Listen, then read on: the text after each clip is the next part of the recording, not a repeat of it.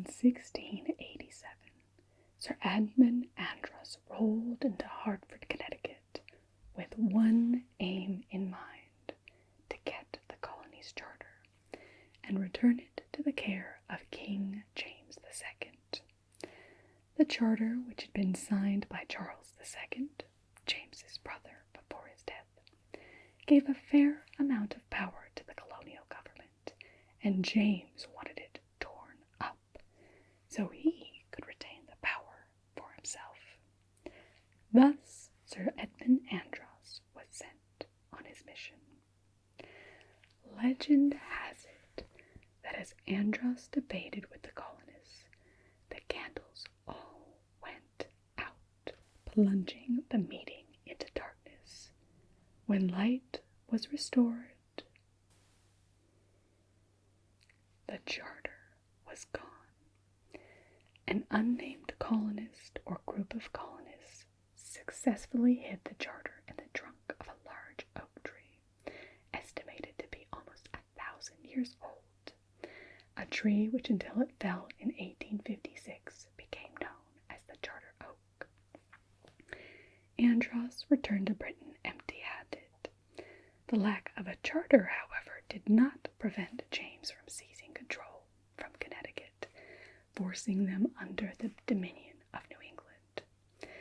But the charter needed to only be hidden away for a short time, for when William and Mary ascended to the throne just 2 years later, the charter, which had been stowed safely inside the almost 1,000-year-old oak tree, was retrieved and served as the basis for the Connecticut government until 1818, an important step in the fledgling identity of Connecticut on its journey to becoming a state. Welcome to Tingledom.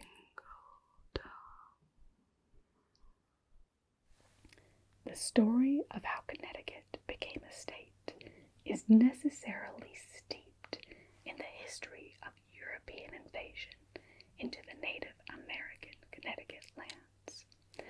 Today we'll be covering 5 basic periods in the history of Connecticut on its journey to becoming a state.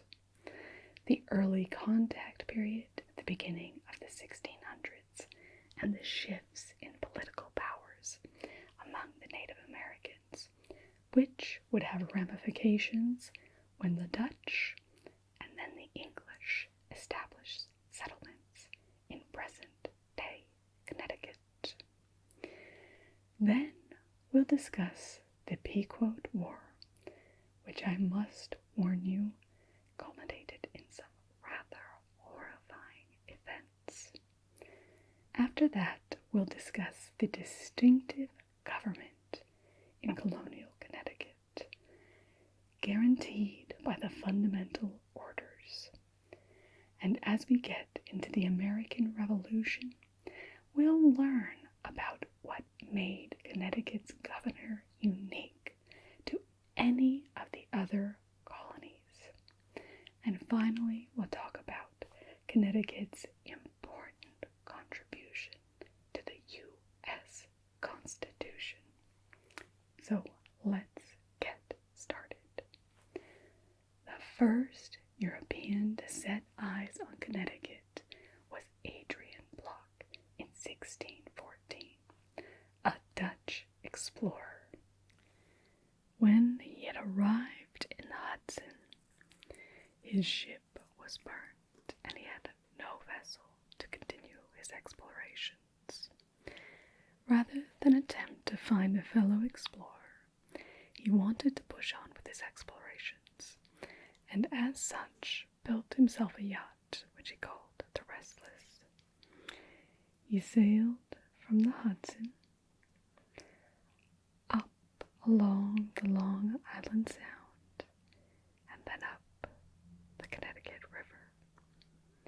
The name Connecticut comes from the Algonquin word meaning land along the tidal river. The shores he looked onto were populated with a number of Native American tribes. The Pequots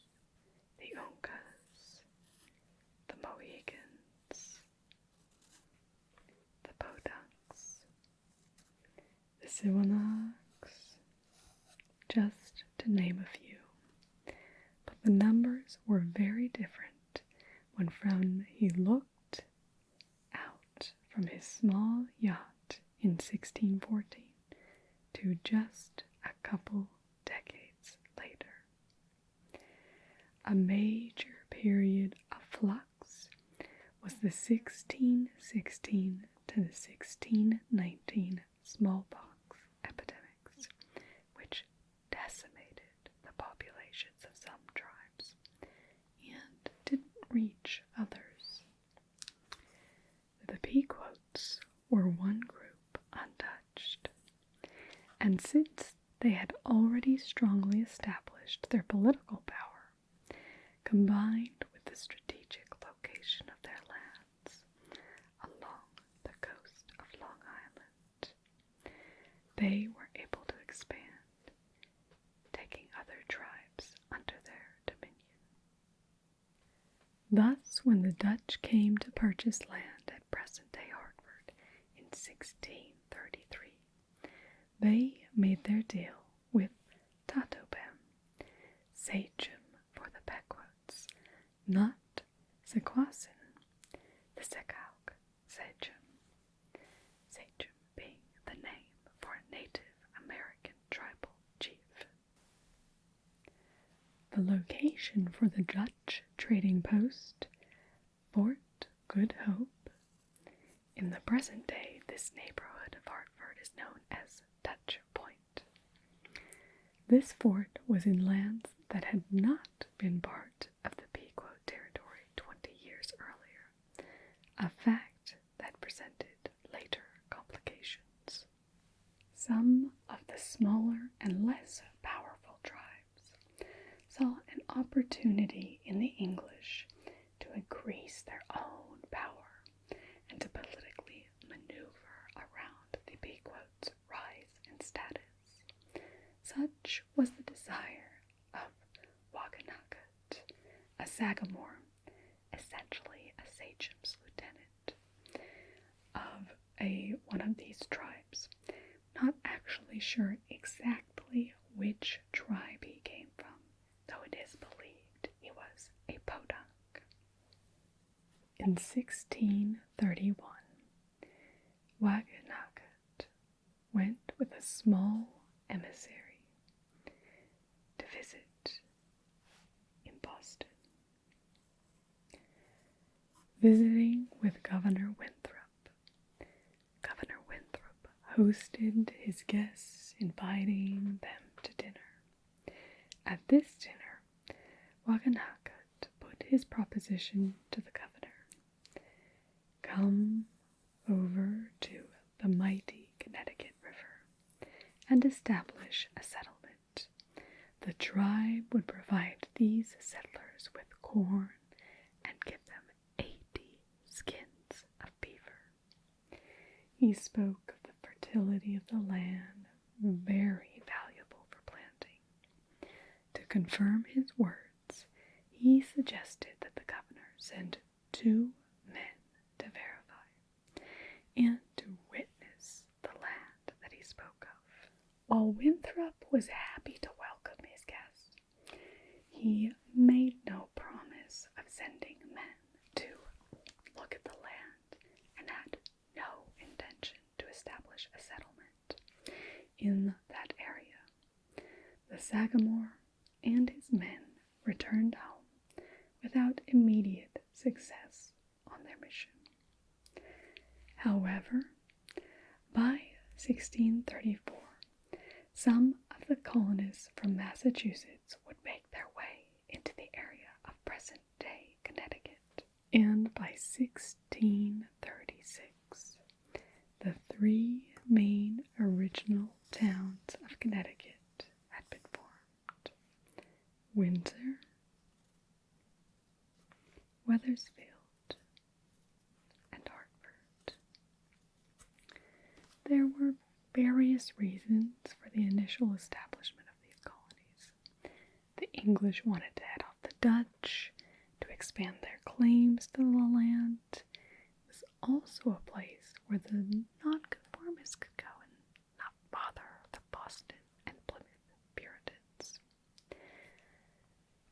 boundaries between European claims were quite murky at this time, and because the Dutch had a permanent establishment, the English claims were questionable. There was political impetus for the English to delegitimize the Dutch claims, and so when it came time to buy land from the Native Americans, the English did not go to the Pequot and purchase from them, but purchased the land from the local tribes, in essence suggesting that they did not find the Pequot rule on the land as legitimate, while also insinuating that neither were the Dutch claims over the land legitimate. The Pequot were understandably upset, but this upset didn't spill over until a few years later, when the Pequot War came.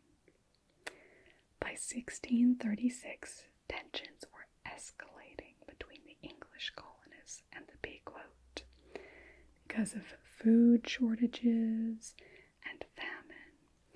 The production of wampum by the English, which was stepping on the Pequot toes, and the lack of honor and respect for the Pequot by the English colonists. There were also other actions which escalated tensions. English who captured Native Americans, forcing them into navigation, and the Native Americans killing the captors in retaliation. There was also a revenge killing done to Johnstone for the murder of a Pequot sachem, but it was the Dutch who had killed the sachem, not the English.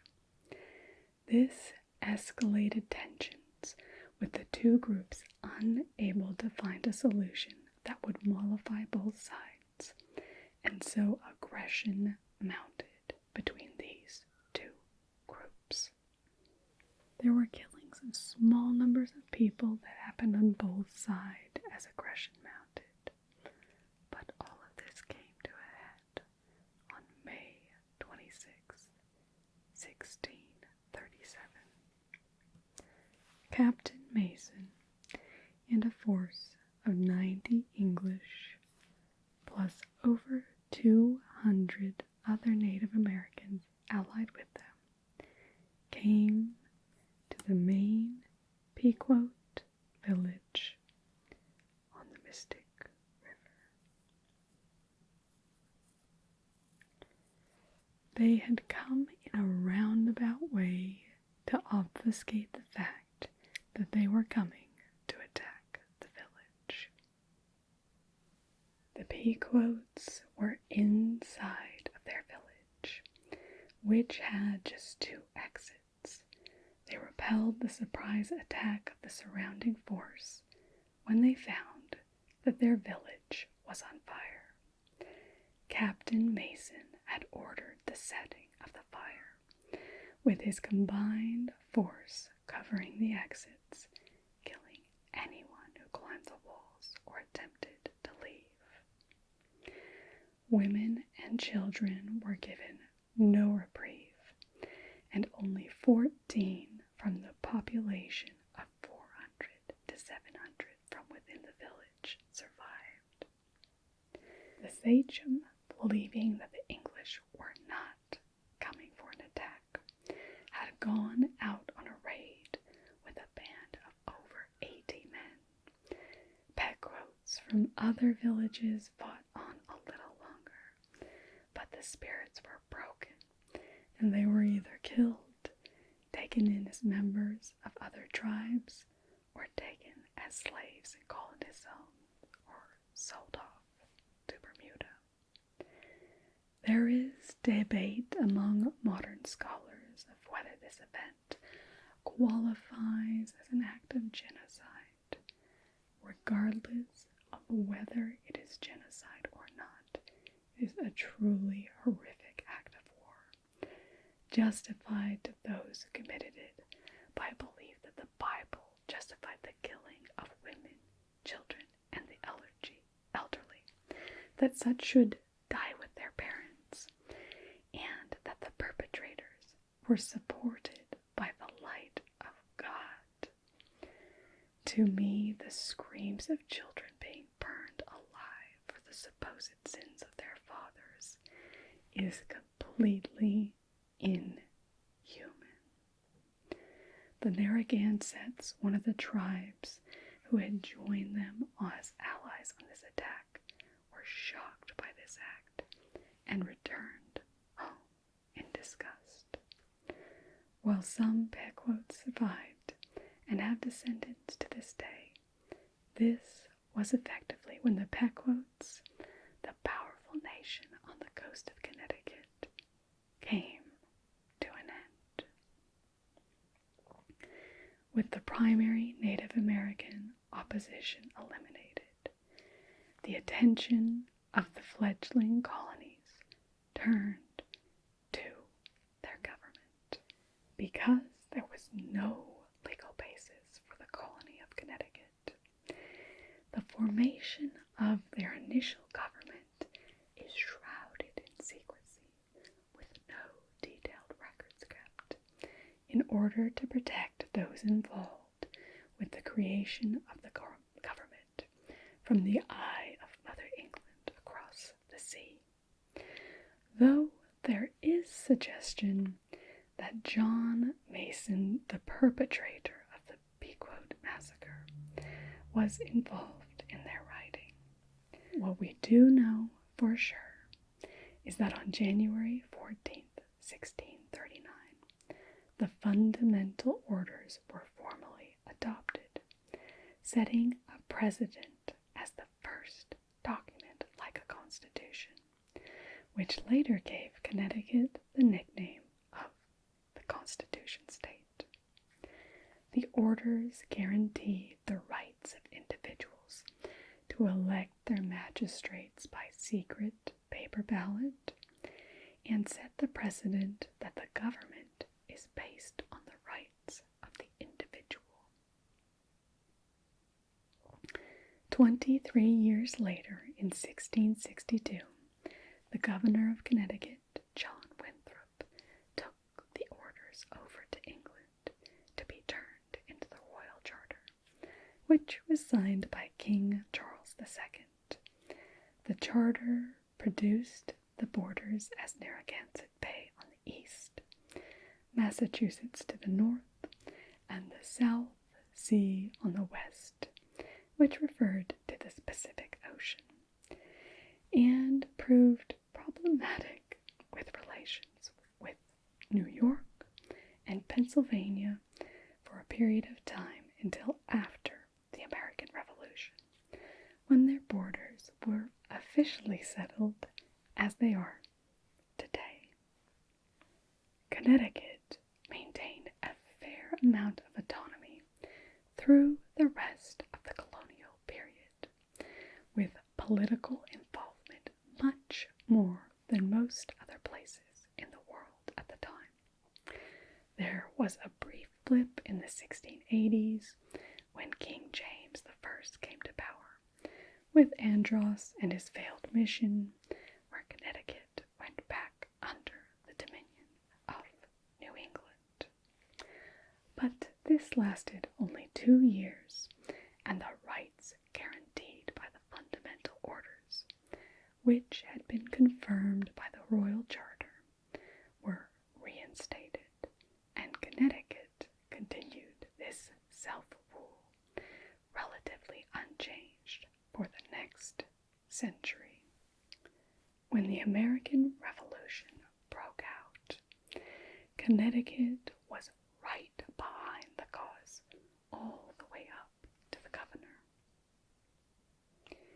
Being in between two large centers, New York, which was taken by the English, and Boston, which was the site of a siege which the English abandoned in 1776, Connecticut was vitally important for providing supplies to the Continental Army. It is for this reason that most of the military engagements that occurred in Connecticut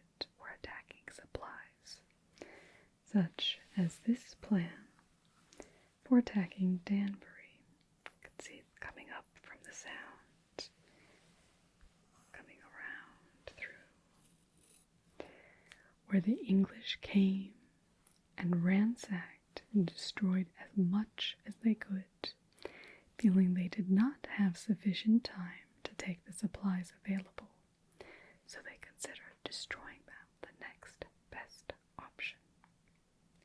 The leadership in the colony was unique at the time. For every other colony, when they became a state, they had a new governor. But Governor Trumbull was very supportive of the Revolution's cause, and so kept his position as governor, the only colonial governor to do so, and to also serve as a state governor. Once the Revolution was decided, the rebel colonies victorious, it was time for them to decide what came next. That is why the Constitutional Convention was held. Stretching back to the history set out by the fundamental orders, Connecticut's delegates would have an important role to play in forming the Constitution that we know of today. When we look at history, it can seem inevitable. The result that we have seen is the only one that could have happened. But this is not so. And for a period of time, it was looking as if there would never be an agreement on how the Constitution should be set up. A major point of contention in forming the 13 colonies into the United States was the balance of power between large states and small states. Connecticut was uniquely poised to understand the concern of both large and small states. At the time of the Constitutional Convention, Connecticut was quite large, albeit without a sizable population. But there would have been a feeling of potential for being a large state because of their large landholding, extending all the way out to here, not quite to the South Sea. At the same time, the core of Connecticut was among the smallest, and thus they understood the needs of smaller states as well, being located as they were right here, small compared to the others. Large states wanted proportional representation, so they would be able to have as much power as their population dictated. Small states thought that their needs would be overwhelmed and wanted equal representation for each state within the legislature. Connecticut, because of its unique geography, was able to understand both of these viewpoints. There had been suggestions before for a two-house Congress, but it was Connecticut delegate Roger Sherman who presented the idea of using a two-house Congress, which met the needs of both sides. A house that had proportional representation and a Senate with equal representation. It took a bit of time to work out the details, but Roger Sherman paved the way for the Congress that we know today. And it was fitting that he ended up serving both in the House of Representatives for Connecticut and then in the Senate until his death in 1793. After the hard work of Sherman to find a constitution that would fit the needs of large state and small, it was all but a given that Connecticut would approve, and on January 9th, 1788, Connecticut's state legislature gathered, and on that historic date became the fifth state to approve the U.S. Constitution with a vote of 125 And that is how Connecticut became a state. Next, we move to Massachusetts, where we will learn the stories of the founding of the original colonies there. How it became a key part of the Revolution. And finally, how Massachusetts